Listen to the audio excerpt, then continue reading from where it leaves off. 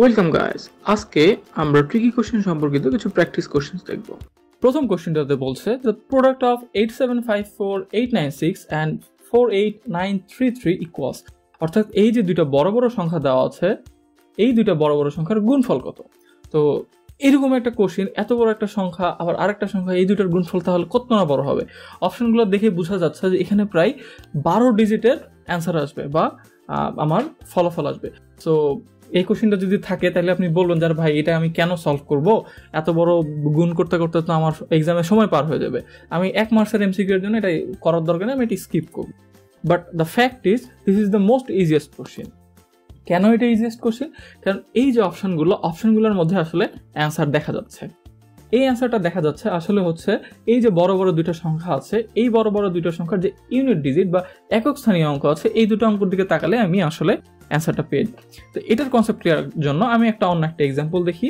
এই এক্সাম্পলটাতে দেখা যাচ্ছে যে আমি দুইটা সংখ্যা, একটা হচ্ছে 691, একটা হচ্ছে 389, এই দুইটা সংখ্যা যখন গুণ করছি তখন আমি প্রথম যে ডিজিটটা পাচ্ছি সেটা আসলে কিভাবে পাচ্ছি।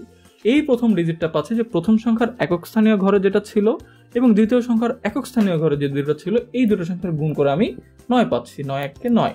তারপরে আমি কি করছি, একক স্থানীয় অঙ্কটার সাথে বাকিগুলো আসলে গুণ করে দিচ্ছি। প্রথম যে সংখ্যাটা ছিল তার 9 নং 81 1 হাতে পাচ্ছে 8, তারপরে 6 নং 54 আর এই যে হাতের 8 মিলে আসলে হয় হচ্ছে 62। সো 6219 এই সংখ্যাটার পাওয়ার জন্য আমার যে প্রথম স্টেপটা ছিল সেটা হচ্ছে প্রথম এবং দ্বিতীয় সংখ্যার একক স্থানীয় অঙ্কের গুণফল। সো এবার যদি সেকেন্ড স্টেপে যাই, প্রথমে আমরা কি করে ফেলি যে একক স্থানীয় যে অঙ্কটা ছিল সেটা 0 করে দিই।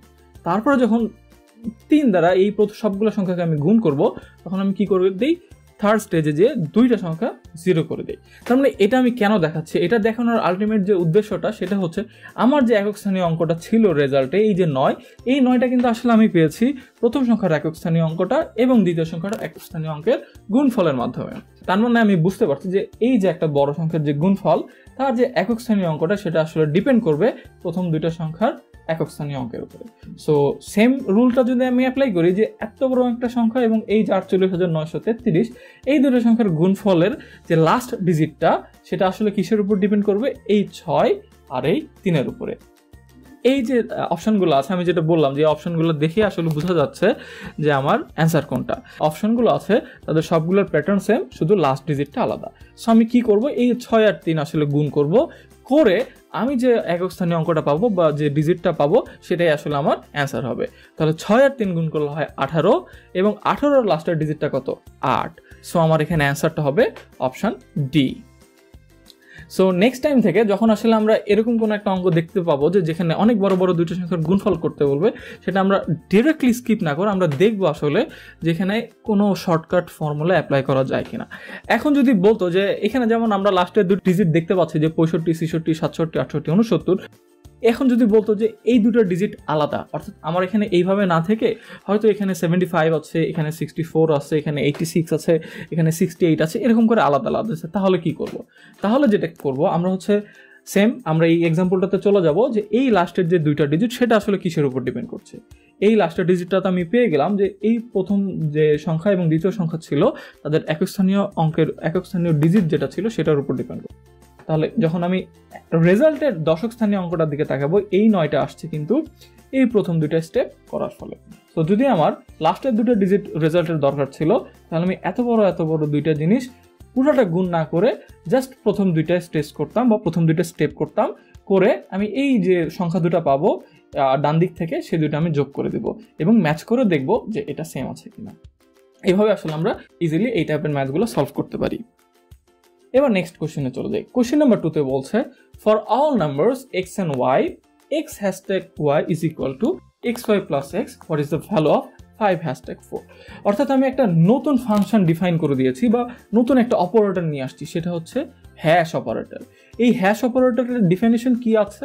এই হ্যাশ অপারেটরটা আসলে বলছে যে যদি আমি দুটো সংখ্যা পাই, একটা x এবং একটা y, তাহলে আমি প্রথম ওই সংখ্যা দুটোকে গুণ করব, গুণ করার পরে প্রথম যে সংখ্যাটা থাকবে সেটা যোগ করে দিব। তাহলে এই ফাংশন অনুযায়ী আমাকে 5 hashtag 4 এর ভ্যালু বের করতে হবে। সো কথা নাই, আমরা কাজে চলে যাই। সো আমার এটা দেওয়া আছে যে আমার x hashtag y is equal to x times y plus x, আমার লাগবে হচ্ছে 5 hashtag 4।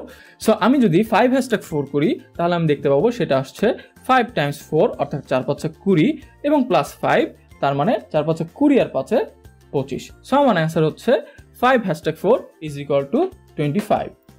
তাহলে আমার অ্যান্সার আসবে হচ্ছে অপশন সি 25। এবার চলে যাই কোশ্চেন নাম্বার 3 তে। কোশ্চেন নাম্বার 3টাও সেম টাইপের কোশ্চেন। এখানে বলে দিয়েছে যে for all numbers x and y, অর্থাৎ যে কোনো দুইটা সংখ্যা x এবং y এর জন্য x star y is equal two xy plus y, অর্থাৎ x এবং y যদি দুইটা সংখ্যা হয় এবং এদের মাঝখানে যদি একটা স্টার চিহ্ন থাকে তাহলে প্রথমে এদের দুজনকে গুণ করতে হবে এবং তার সাথে পরের সংখ্যাটা যোগ করে দিতে হবে। এখন কোশ্চেনে যেটা বলছে যে 3 স্টার 2 এবং 7 স্টার k এই দুটার ভ্যালু যদি সমান হয় তাহলে আমার k এর ভ্যালু কত। অর্থাৎ আমার এখানে দুইটা সাইড আছে, একটা হচ্ছে লেফট হ্যান্ড সাইড যেটা হচ্ছে 3 টাইমস বা 3 স্টার 2 এবং রাইট হ্যান্ড সাইডে বলা আছে 7 স্টার k, অর্থাৎ এই দুটার ভ্যালু আমাকে প্রথমে বের করতে হবে এবং যেই কোয়েশ্চেনটা পাবো সেখান থেকে আমাকে k এর ভ্যালু বের করতে হবে। সো আমি চলে যাই অ্যান্সারে। প্রথমে বলে দিয়েছে যেটা আমার দেওয়া আছে সেটা আমি লিখলাম। এবার লেফট হ্যান্ড সাইডে আমি পেয়েছি 3 স্টার 2। এখন 3 স্টার 2 পেয়েছি মানে হচ্ছে আমাকে প্রথমে 3 এবং 2 গুণ করে দিব এবং তার সাথে যে পরের সংখ্যাটা 2 ছিল সেটা যোগ করে দিব, অর্থাৎ 3 দুগুণে 6 এবং 2 এ অ্যান্সার হচ্ছে 8, অর্থাৎ আমার লেফট সাইডের যে ভ্যালুটা ছিল সেটা হচ্ছে 8। এবার যদি আমি রাইট হ্যান্ড সাইডে চলে যাই 7 স্টার k, এখন আমি কি করব 7 এবং k গুণ করে দিব এবং পরের যে সংখ্যাটা k ছিল সেটা যোগ করে দিব। 7 টাইমস k করলে হয় 7k এবং তার সাথে k যোগ করলে হয় 8k, অর্থাৎ আমার রাইট হ্যান্ড সাইডের ভ্যালু হচ্ছে 8k। সো আমার যেহেতু কোশ্চেনে দেওয়া আছে যে এই ভ্যালুটা অর্থাৎ লেফট সাইডের ভ্যালু এবং রাইট হ্যান্ড সাইডের ভ্যালু সমান, তাহলে আমি বলতে পারি যে 8 is equal two 8k, that implies that k is equal two 1। So আমি এখান থেকে পেয়ে গেলাম যে আমার k এর ভ্যালুটা আসলে 1, অর্থাৎ আমার অ্যান্সার হবে হচ্ছে অপশন ই 1। এবার আমরা চলে যাই কোশ্চেন নাম্বার 4 এ। কোশ্চেন নাম্বার 4 এ বলছে if k is defined as k square plus 1 by k square then 2 is equal to what, অর্থাৎ k আমরা যে ভ্যালুটা যেটা ডেফিনেশনটা এই যে ফার্স্ট ব্র্যাকেটের মধ্যে যদি k থাকে তাহলে আমরা লিখতে পারি k square plus 1 by k square. So এখানকার যে আমার অপারেটরটা যে ফাংশনটা কাজ করছে সেটা কিভাবে করছে, যে সংখ্যাটা দেওয়া থাকবে সেটাকে প্রথমে আমি স্কয়ার করব এবং সেটা স্কয়ারের যে ইনভার্স ভ্যালুটা থাকবে সেটা আমি বের করব, তাহলে আমার অ্যান্সার চলে আসবে। সো আমি চলে যাই যে এই k এর জায়গাতে জাস্ট আমি 2 বসাই দেব। k এর জায়গাতে যদি শুধু 2 বসাই দেই তাহলে কি আসবে 2 স্কয়ার প্লাস 1 বাই 2 স্কয়ার। 2 স্কয়ার মানে হচ্ছে 4 এবং 1 বাই 2 স্কয়ার মানে হচ্ছে 1 বাই 4, যেটার যোগফল আসলে আসবে 4 1 বাই 4, বা এটাকে আমরা 17/4ও বলতে পারি বা 4.25ও বলতে পারি।